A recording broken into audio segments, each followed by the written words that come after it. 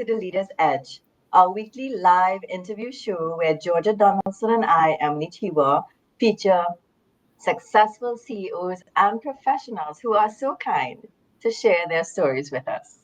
In so doing, we bring awareness, inspiration, and leadership tips for you to action to help you sharpen your competitive advantage and make a positive impact in your organization and community. Remember, you can send us a message on LinkedIn if you want to ask a question in our live today.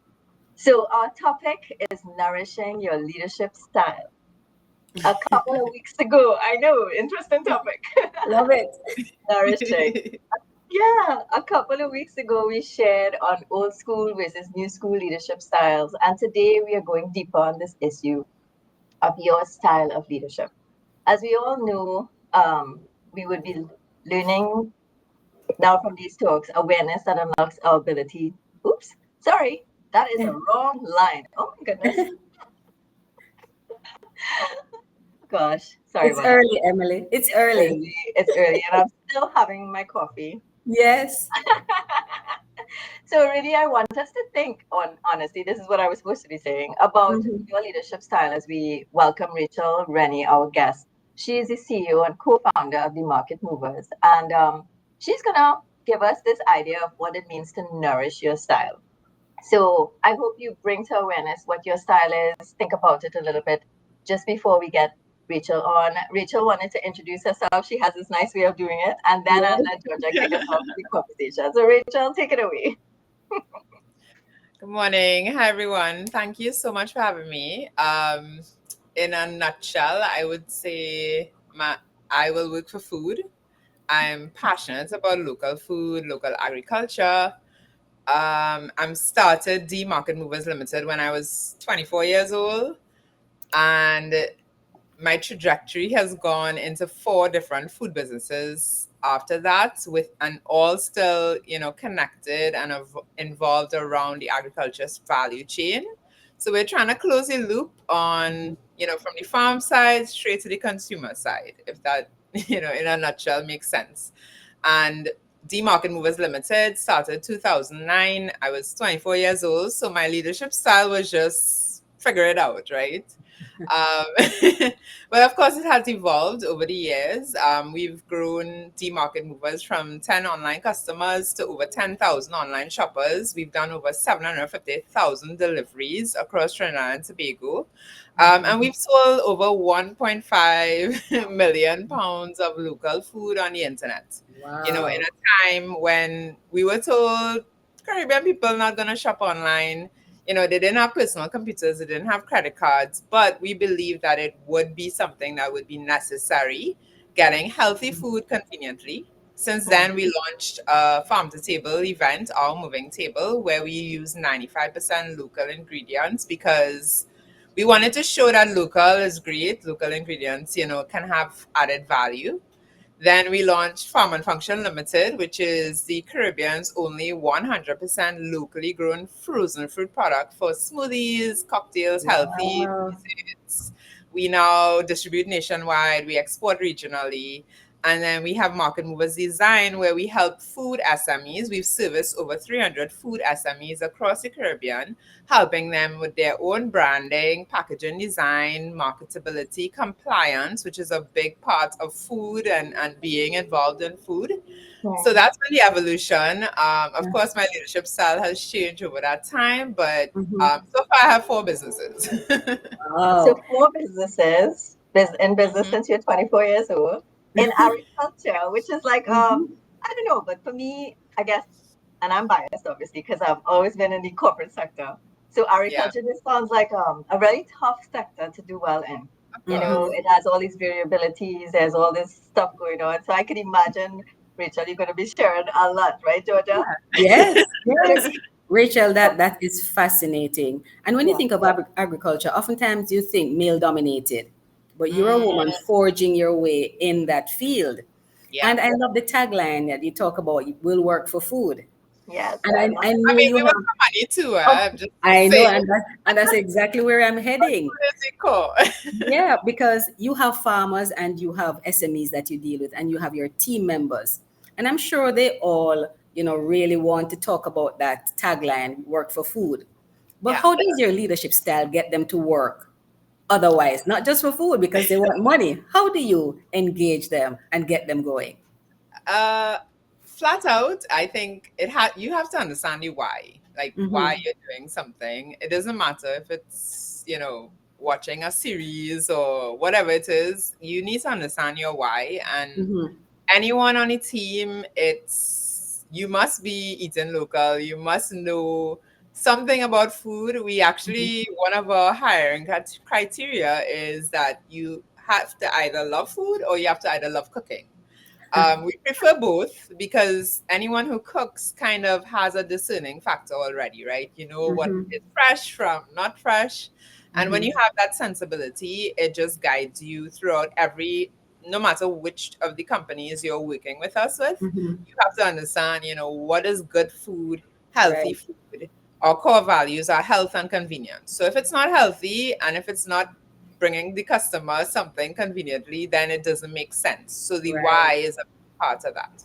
Ah, I love that. So health and convenience, those Mhm. two pillars, you're Yeah, building on those two yeah. pillars. So bring it down to like 2, 3 words. Yes. I think health and convenience, and it's Mm-hmm. always like, is this healthy? Is this convenient? Right. If the customer is saying I had to wait on something, or it's no Mm-hmm. longer convenient for them, right? Right. So that's like the thing in everyone's mind, like, okay, no, we didn't, or we didn't Mm-hmm. deliver the freshness of something, then it's not healthy, right? Mm-hmm. So you have Yes. to make sure that measure and that standard is there. Yeah, I I love love those that. two things. I Mm-hmm. love those Good. two things. Like Emily, it's there are many companies that when they talk about their core values, you're getting 5, 6, 7 core values. And sometimes the employees can't even remember 3 of the 5.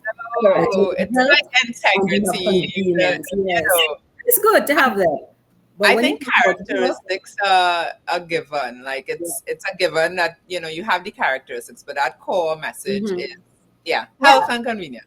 yeah. Perfect. I remember reading somewhere that you expect everybody to have integrity. So having integrity as a value is like is expected. So Exactly. yeah, so when you get down to the point, health and convenience, is it healthy? Is it convenient? It's very easy to know. Love Yes it. or no, almost. And be guided because the Mm-hmm. values should guide.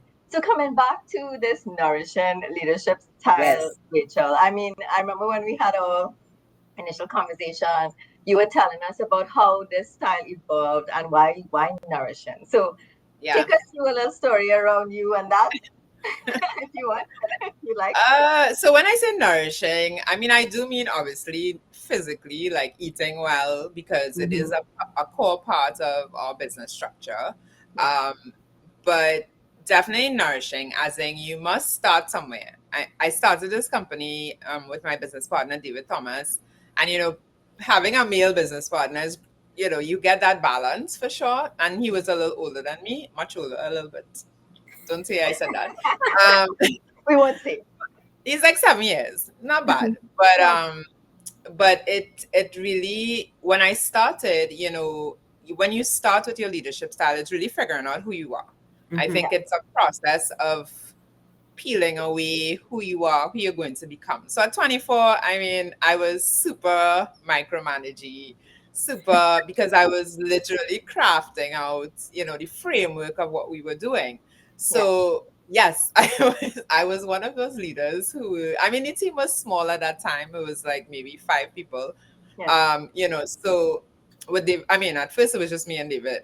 So of course it was just us kind of, no, I think we should do it this way, and uncovering that, but always being honest. We have a policy of Mm-hmm. high honesty. Of course, honesty, kind honesty is what we call it, Yeah, where you're not being too forceful or too rude. Of course, when we first started, it was like that's what made us say kind honesty, because when Right. we first started, it was like, no, no. And it was, this back and forth of figuring out how to really especially construct a business that, there weren't much models available. There were few internationally. So of course, when you're building something that is not necessarily done yet in a market that definitely doesn't understand how to shop online, or Yeah. so there was a lot to figure out. So I think kind honesty, no matter what it was, we were always honest. Even if we couldn't say it to our faces, we would always email each other. Right. Or if we can't say it in person, we would send an email. We were big on that type of communication and dialogue. So my beginning, of course, I was a micromanager. I was, trying to really craft out this framework because again, health and convenience. If it's not convenient, if it's not efficient, even in our business processes. And when we say healthy, it's not just nutritional. It's like, is Mhm. this healthy for the company? Is this going to Right. help the company 20 years down the road? We never started this thinking we'll just make a little money. We were always like, what is this company going to look like 20 years from now? Right. That's good. So that's always been at the forefront. Of course, nourishing is, I do yearly reviews of just how my style is. I read more, learn more, try to understand, okay, does this fit for me? But nourishing meaning, learning more. I think we have a way of thinking we know everything.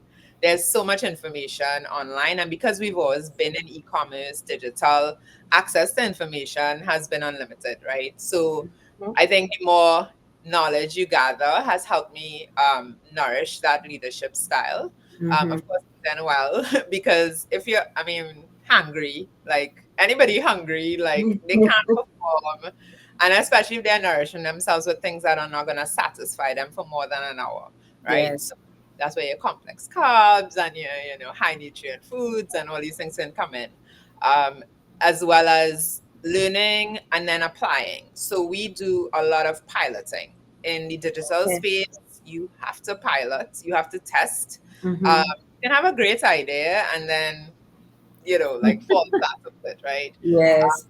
So those are ways I've been nourishing my own leadership style, learning more, the health of it, just Mm-hmm. making sure that it's healthy, the way in which I talk to myself, the way in which I, access information.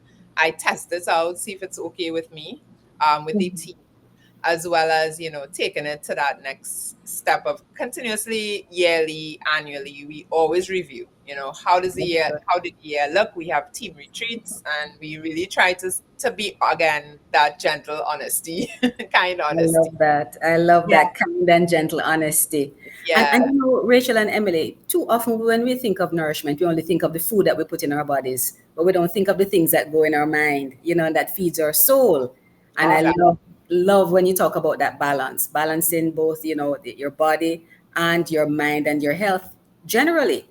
That's Yes. so good. And I am Yes. also data driven because we're digital. So the data also guides us. So it's not only Mm-hmm. emotional, it's not only like, that part of it. It really is, Mm-hmm. guided by the data because we have so much data. We have customers from all over the world shopping online. We distribute Mm-hmm. nationwide, we export. So we have to look at the data. What are Right. people buying? What are they searching for? And if we see, I mean, for instance, kale, I think like maybe 7, 8 years ago, we have a lot of diaspora international customers, and Mm-hmm. people were searching, asking for kale, and we never grew that locally. Mhm. Okay. I asked a couple innovative farmers. We asked them, would you try growing this? And now you don't see imported kale anymore because we grow all that ourselves here. We figured out how. Wow. And kale, I mean, the nutrients in kale is like you have to eat like a whole head of lettuce with, it's Mm-hmm. the equivalent of like 4 leaves of kale. So again, Wow. the Yeah. convenience, Did yeah. not know So health and Wow. convenience. So we even Yes. have foods offerings that because people are busy and no one wants to eat a whole head of lettuce. Mm-hmm. that. No. Or Time. they don't have Oh, the I time. Or, see. and imagine you can eat 3 leaves of kale. That will be, Okay. equivalent. And we always try to find those solutions for our customers. Yeah. Nice. So always So, innovating, always learning, always growing. yeah. Yeah. Emily, so far this sounds like it has been a healthy conversation and a convenient one. Basically, I'm Right. on brand. I'm on You are brand. Yes. definitely on brand, Rachel. So, in terms of the style from the micromanaging, framework building, and using that, as you say, that kind honesty, how would you say, or how would you describe, or if your employees were talking to your team members, were talking to us now, like how would they describe? your current style. And you know what? I also want to point out the use of awareness because she said Yes. Yeah. you did that self check-in, Yes. annual kind That's of right. audit on yourself or your team, just to know, how are things going. So I love all of those aspects of how I see you have nourished and developed your style. Curious Yes. as to what how you would describe it now. Like what's the what's the Uh, well, first off, I would say my team thinks I am. They're always like, "Why is she so excited?" So, and my business partner is very like grounded. He's fun, but he's very practical, and you know that male Mm-hmm. energy sometimes. You know, yeah. so will this work? Will this? But I believe in energy, and I think energy it transitions. And at first I realized that my energy came off as slightly annoying to a lot of people who were not necessarily. And I always say it's who hasn't woken up yet. And I think Mm-hmm. that's kind of my and you see it with the team where my operations supervisor, she literally runs everything, is the most dry, sarcastic person.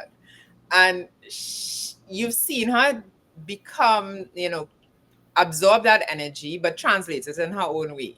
So she'll Mm-hmm. send you funny emails. She'll be like, but she's serious. She's, matter of fact. But, she now eats salads every day. And, just seeing her evolve over time. And I think people always say, I kind of um, get in under people's skin. You infect them? With good stuff, with good Yes, stuff. of And you know course. how it is when you're first changing or shifting, you're gonna get that resistance. And I think my Mm-hmm. biggest accomplishment was learning not to take that personally. I Mm-hmm. think at first I'd be like, no one gets it, no one, they don't see the vision.